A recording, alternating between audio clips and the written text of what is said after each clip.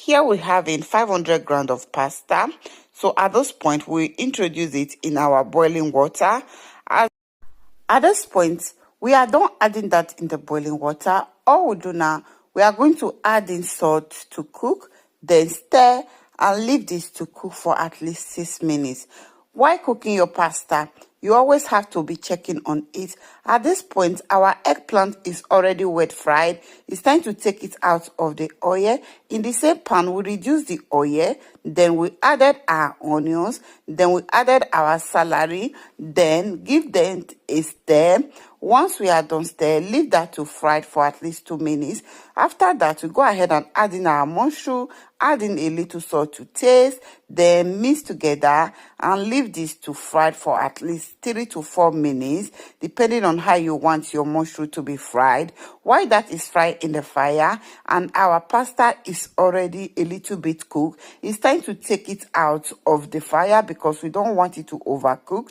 So at this point, our pasta is already cooked, so we drill it out of the water, then set that aside. Then go ahead and add the seasoning, oregano and ginger, garlic inside, then stir and introduce our heavy cream on it.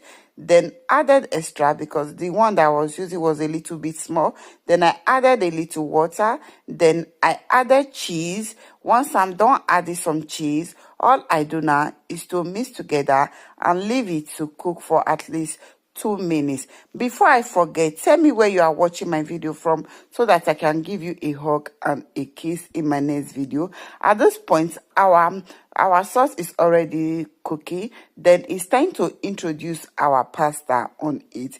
Why it's good whenever you are cooking your pasta, you should always make sure that your sauce is ready, because today I didn't make my sauce ready, so I decided to do it this method. At this point, it's time to introduce our eggplant on it, then mix together. Once we are done mixing, we cover that and leave it to cook for at least 2 to 3 minutes.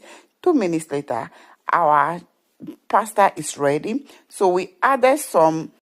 At this point, we garnish it with a little parsley leaf. So we mix together. Once we are done mixing, I have to make sure that I mix this properly so that everything will enter inside properly the way I want it.